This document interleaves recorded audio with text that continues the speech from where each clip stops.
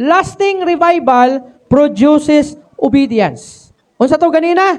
Kung gusto ka nga mulahutay ang imuhang kadasig sa pag-alagad sa Ginoo, kinahanglan nimo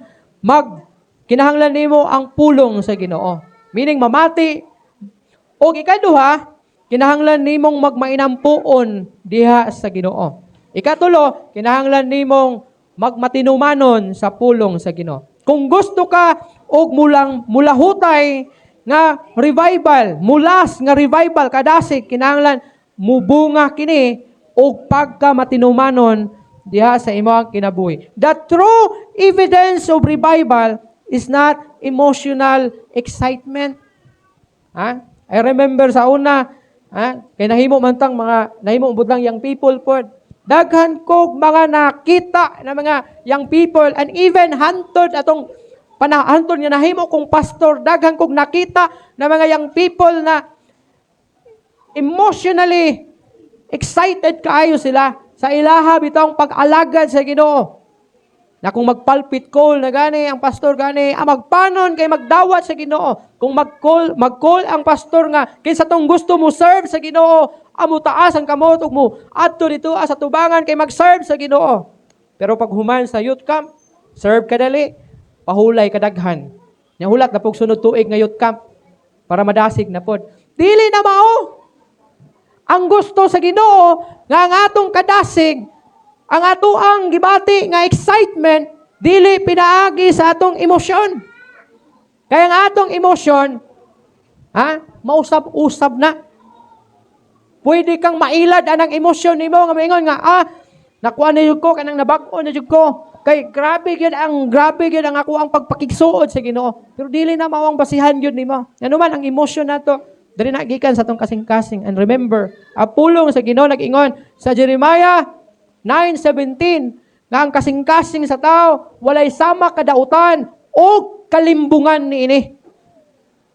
Unsa daw ang kasing-kasing sa tao? Walay sama kadautan o kalimbungan niini. Mao nang ayaw pagsalig sa imong emosyon na tungod kay nadala ka sa wali o nadala ka sa lami nga music nimo, nakaingon ka nga, wow, mao na ni, dasig na gyud ko, grabe na gyud pag-alagad na gyud sa Ginoo, mag-serve na gyud ko sa Ginoo. Dili na inana. Tungod kay ang tinuod nakabag-uhan nga imong nasinati, musustain siya bisag wala na youth camp, wala na simba, wala na fellowship, mulahutay siya, mo continue siya o magpabilin kang mga lagad sa Ginoo. Dili kay nahimong nagsiga ka lang panahon sa peak bitaw, pinaka-peak sa imuhang gibati nga ka-excited sa pag-alagad sa Ginoo, pagpangita sa Ginoo diha sa imong kinabuhi. Kinahanglan mo lahutay, mo sustain. Na bisag unsaon pa siya og sulay, bisag damukan pa ka og mga kasakit sa kinabuhi, dili siya basta-basta mapalong ang mao nga kadasig. Mubati man ka, tingali og slow down, pero dili gid ka mohunong. Kay ikaw nagmainampuon sa Ginoo, kay ikaw nagtuon sa pulong sa Ginoo, kay ikaw nagtuman sa pulong sa Ginoo. The true evidence is changed lives. Unsa daw? Ang tinuod nga ebidensya nga ikaw na-revive, nga ikaw nagmadasigon, kay nausab ang imong kinabuhi. Sa diha nga miapil ka og conference, naapil ka og sa itong mga youth, kung niapil sila og youth camp o youth convergence, sa mga dagko, kung niapil og mga conference, mga tikom, nga diin adunay revival, dapat dili lang didto mausab ang imong kinabuhi during sa camp, during sa fellowship, during sa conference, kundili, bisag wala na ka diha sa youth camp, humana ang camp, humana ang youth convergence, humana ang conference, humana ang simba, bisag niuli na ka sa imong balay, niadto ka sa imong trabahoan, niadto ka sa imong mga higala, dala nimo ang bag-o nga kinabuhi, ang kinabuhi nga nabag-o na. Kay kung walay kabag-uhan sa imong kinabuhi, katong imong gibati dito, gitawag lang to sa emotional excitement.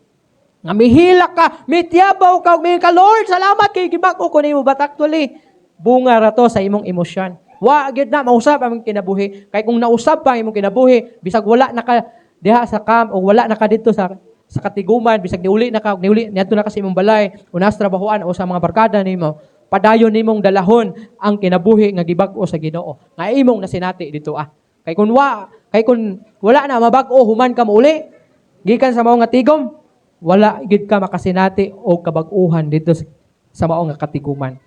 Revive believers, timan-an nato ni siya. Ang dasig nga Kristohanon, forgive others. So kung ikaw na revive na, kabalo na ka magpasaylo sa uban, sa mga nakasala nimo. Kabalo na ka makapasaylo. And another one, serve faithfully. Kung moingon tag serve faithfully sa diha nga nanaad ka sa Ginoo, mag-alagad ka sa Ginoo, mag-serve ka sa Ginoo sa imong local church, mo serve ka nga magmatinud-anon nga dili lang bitaw nga tusik-tusik lang nga pag-alagad. Kanang ni-serve ka karon tapos nawara kalit.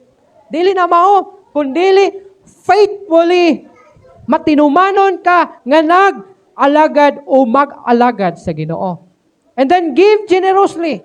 Nga diin, kanang imong pag-alagad, paghatag walay daghang bagulbon.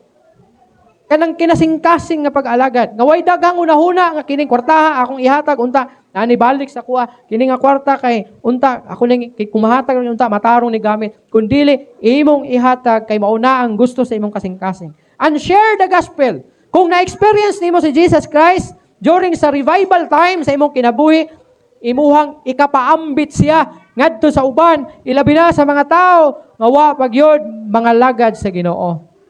Nga sila makaila kang Ginoong Jesucristo. Unsa ang gospel? Unsa ang ebanghelyo? Ang ebanghelyo mao ang pagkatao, pagkamatay ug ang pagkabanhaw. Mao na ang ebanghelyo ug mao na ang imuhang iwali niadtong mga tao nga wa pagyud makadungog sa maayo nga balita sa ebanghelyo. Kay kini sugo sa Ginoo. Unsay giingon sa Matthew 28:19-20? Go and make disciples to all nations. Panglakaw kamo og paghimo og mga disipulo ngadto sa mga kanasuran.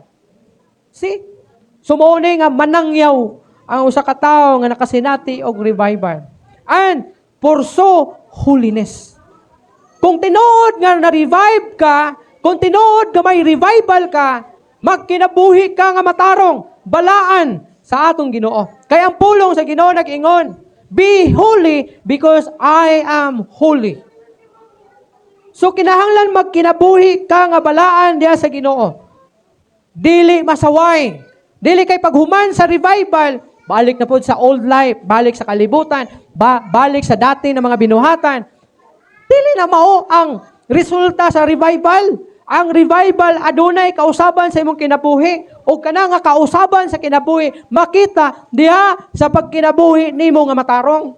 Kay kun walay pagkamatarong diha sa imong kinabuhi, walay pagbalaan diha sa imong kinabuhi, walay revival nga nitabo sa imong kinabuhi. Dili malipay ang Ginoo sa usa ka pag-alagad nga puro pagpakaron ingnon. Nag-alagad ka sa Ginoo pero imong kinabuhi wa man mamao. Tanawa ang mga Parisiyo ug Eskriba. Ang Parisiyo ug Eskriba, mga tao na mga relihiyoso. Ang mga Eskriba ug Parisiyo, mga batid nga mga relihiyoso. Nga naman, ang mga Parisiyo, mga batid nga mga magtutuon sa balaod ni Moses. Ug ang mga Eskriba, naani sila magtrabaho sa mga templo ni atong panahon na. Pero sa diha nga usa ka adlaw naglakaw si Jesucristo diha sa dalan kauban ng iyang mga disipulo. Nasugatan niya kining mga tawhana. Pero unsa ingon ni Jesus Christ?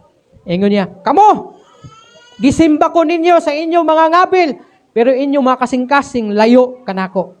Tanawa, kinsa ni mga tawhana? Mga magtutuon sa balaod ni Moses, mga tao nga nagtrabaho sa templo ni atong panahon na, pero gitawag sila ni Jesus Christ mga tigpakaaron ingnon. Kay gisimba nila ang Ginoo diha silang kinabuhi, pinaagi silang mga ngapil, pero ilang kasing-kasing layo sa Ginoo. Ano man? Wala may kausaban ng ilang kinabuhi. Gasimba sila sa Ginoo, pero ang ilang kinabuhi wa na mao. Daghan mga Kristohanon inani. Ang uban nangalagad pa sa simbahan. Nagpagamit pa diha sa Ginoo, pero ang tanan pagpakaon ingnon. Kay ang kinabuhi wa man mga usab, wa man mga bag-o. Muna kung mga lagad ganit sa Ginoo. Kung gusto ta nga kanang magpagamit diya sa Ginoo, ayaw ipagamit ang imong kinabuhi kung wala pa na siya na bag-o. Ipabag-o una na sa Ginoo kay para dili ka mahimong salawayon. Ha? Kaya ang kinabuhi nga salawayon nga gipagamit diha sa Ginoo, mubunga siya og daotang bunga. Ang kahoy nga dautan og punuan, dautan na siya og bunga. Tanawan ang saging. Ang saging nga tibagnolon, ang tibagnol wala na diha magsugod sa bunga. Asa magsugod ang tibagnol? Sa gamot ana. Masakiton ng punuan sa saging. Hinungdan pagpamunga ni ana, ang resulta sa bunga tibagnolon. Kung ikaw magpagamit sa Ginoo niya daot imong kinabuhi, tibagnolon imong bunga. Mga daot pod ang bunga. Ano man? Kay mao may punuan.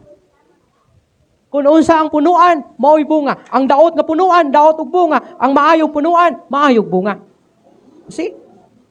Muna nga, pwede man na nimo ipagamit imong daot nga kinabuhi diha sa Ginoo. Imong wa na mao nga kinabuhi diha sa Ginoo, pero timan ang bunga ni ana daot pod. Ug di po na mahimong panalangin sulod sa church and even diha sa community. Ganahan ka.